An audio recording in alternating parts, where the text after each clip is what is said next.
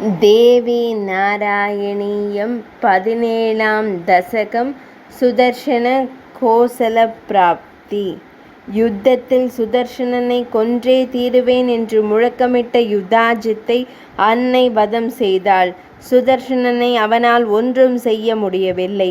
சத்ருஜித்திற்கு சசிகலையை விவாகம் செய்வதற்காகத்தான் இந்த யுத்தம் நடந்தது. ஆனால் யுத்தத்தில் அவனும் மாண்டான். இவர்களின் மரணத்திற்கு காரணம் அம்பாளிடமும் பக்தி இல்லை, நல்ல சஜ்ஜனங்களிடமும் விரோதம். சுபாகு பக்தியுடன் தேவியை துதித்தான். அன்னை பக்தர்களை காப்பாற்றினாள். யுத்தம் முடிந்ததும் அன்னை மறைந்து விடுகிறாள். யுத்தத்தில் யுதாஜித் சத்ருஜித் இருவரும் இறந்த பிறகு சுபாகுவும் சுதர்சனனும் தேவியை துதிக்கிறார்கள். சுபாகுவின் பக்திக்கு மெச்சிய அன்னை அவன் விருப்பப்படி காசி நகரத்தை ஒரு முக்தி க்ஷேத்திரமாக விளங்கும்படி அனுகிரகித்து, காசியில் சகல சம்பத்தும் இருக்கும், உலகம் உள்ளளவும் நான் இந்த காசியில் வாசம் செய்வேன் என்று கூறினாள். உன்னை பூஜிக்காமல் இதுகாரும் நான் வாளாயிருந்தேனே என வருந்திய சுதர்சனனிடம் அயோத்திக்கு சென்று தன்னை முக்காலமும் கிரமப்படி வழிபட்டு வரும்படி கூறினாள். இதை கண்ட மற்ற அரசர்கள் அவர்களிடம், நீங்கள் துதிக்கின்றீர்களே, இங்கு யுத்தம் செய்த அந்த பெண் யார் என்று வினவினார்கள். சுதர்சனன் அன்னையின் மகிமையை கூறுகிறார். இது தேவி பாகவதத்தில் விரிவாக சொல்லப்பட்டிருக்கிறது. சுதர்சனன் கூறுகிறார், சகுணையும் நிர்குணையும் அவளே. நிர்குணையான தேவியை யோகிகள் கூட பார்க்க முடியாது, ஆனால் சகுணையான தேவியை பக்தர்களால் காண முடியும். யுத்தாஜித்து சத்ருஜித்து ஆகிய துர்புக்தி கொண்டவர்களின் முன் கூட அன்னை காட்சி தந்தாள். ஆனால் அவர்களால் அன்னையை அறிந்து கொள்ள முடியவில்லை. அதனால் வணங்கவோ துதிக்கவோ இயலவில்லை. காரணம், மனதில் பக்தி இல்லை. தானே அனைவரையும் விட உயர்ந்தவன் என்ற நினைவுதான் காரணம். தேவர்களும் பிரம்மதேவரும் கூட அறிந்து கொள்ள முடியாத பெருமையுடையவள் அன்னை. அப்படி இருக்க தான் என்னவென்று சொல்லுவேன், நான் என்னவென்று கூறுவேன்? அனைத்திற்கும் ஆதியான சக்தி தேவியான அன்னை அவள் முக்குண சக்தி கொண்டவள். அவளின் ரஜோகுணத்தால் உலகம் தோன்றுகிறது, சத்வகுணத்தால் உலகம் காப்பாற்றப்படுகிறது, தமோ குணத்தால் உலகம் அழிக்கப்படுகிறது. அவளே அந்த நிர்குண பராசக்தியும் ஆவாள். வேண்டுவோர் வேண்டும் பயனை தரும் காரணமும் அவளே. இந்த அன்னை உலகத்திற்கே மாதா. அனைத்து ஜீவன்களும் அவளின் குழந்தைகளே. அவளின் கருணைக்கு அளவே இல்லை. நம்முடைய துக்கம் துடைப்பவள், போக்குபவள் அவள்தான். தன் பக்தனுக்கு யாரும் துன்பம் தந்தால் அவர்களை அன்னை பார்த்து கொண்டு சும்மா இருக்க மாட்டாள். அவர்களுக்கு தகுந்த தண்டனையை தருவாள்.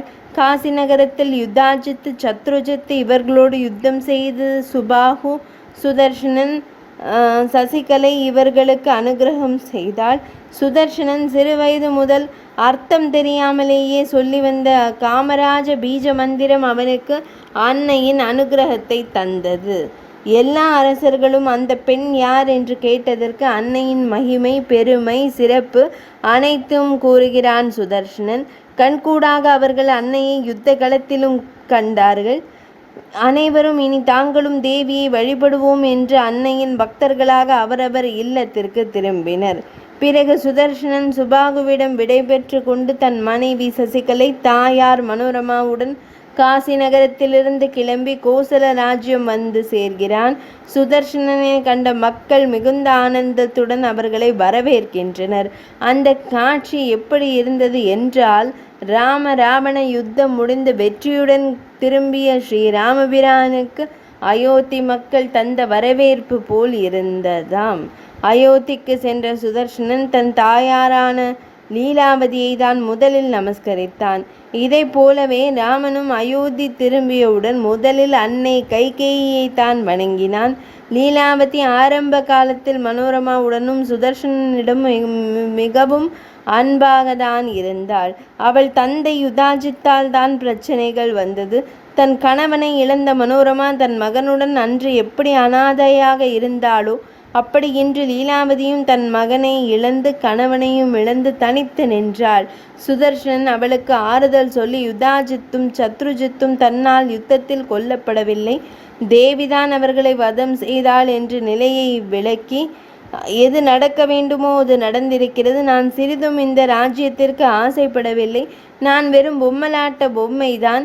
அவள் ஆட்டி வைப்பது போல் அனைவரும் ஆடுகிறோம். இதற்கு நாம் யாரும் காரணமில்லை என்று கூறினான். மேலும் நான் உங்களை என் தாய் போல் கவனித்து கொள்கிறேன் என்றும் ஆறுதல் கூறினான். வயதானவர்களுக்கும் துக்கத்தில் இருப்பவர்களுக்கும் ஆறுதல் கூறுவது மிக மிக உயர்ந்த குணம். ஸ்வர்ணமயமாகவும் மணிமயமாயும் உள்ள சிம்மாசனம் ஒன்றை செய்து வேத வாத்திய கோஷங்களுடன் தேவியை அதில் பிரதிஷ்டை செய்து பூஜை செய்தான். பிரஜைகளையும் தேவியை வணங்க வேண்டும் என்று கூறினான். நவராத்திரியில் 9 நாட்களும் சிறப்பாக பூஜை செய்தான். அதுபோல் சுபாஹும் காசியில் தேவியின் விக்கிரகம் பிரதிஷ்டை செய்து மக்களையும் பூஜிக்கச் சொன்னான். ஒரு ராஜ்யத்தில் ராஜா எப்படியோ மக்களும் அப்படியே. ராஜா தேவியை பூஜிப்பதால் அனைவரும் தேவியை பக்தியுடன் வழிபட்டு வந்தனர்.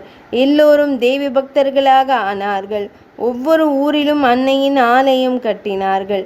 அது மட்டுமில்லாமல் பூஜையும் முறைப்படி செய்து வந்தனர். எல்லோருக்கும் அன்னையின் கருணா கடாட்சமும் கிடைத்தது. சுதர்சனனின் ராஜ்யமும் சுபாகுவின் ராஜ்யமும் சிறப்பாக நடந்து வந்தன. பக்தி இல்லாத மனிதனின் வாழ்க்கை வீண்தான். பக்தி இருந்தால் தேவியின் அருளால் எல்லாம் நன்றாக நடக்கும். பக்தி இல்லை என்றால் எல்லாம் துக்கமயம்தான். பக்தனுக்கு எல்லாம் இன்பமயம். பக்தியே அனைத்திலும் சிறந்தது. சுபாகு ஒரு நல்ல பக்தன். சுதர்சனன் பரத்வாஜர் ஆசிரமம் சென்றதால் பக்தனானான். எனக்கு இப்படி ஒரு சந்தர்ப்பம் கிடைக்கவில்லையே என்று இந்த கவிஞர் ஏங்குகிறார். எனக்கு உன்னை தவிர வேறு யாரும் இல்லை அன்னையே, நீதான் அனுகிரகம் செய்ய வேண்டும் என்று வேண்டுகிறார். 17ஆம் தசகம் நிறைவடைந்தது.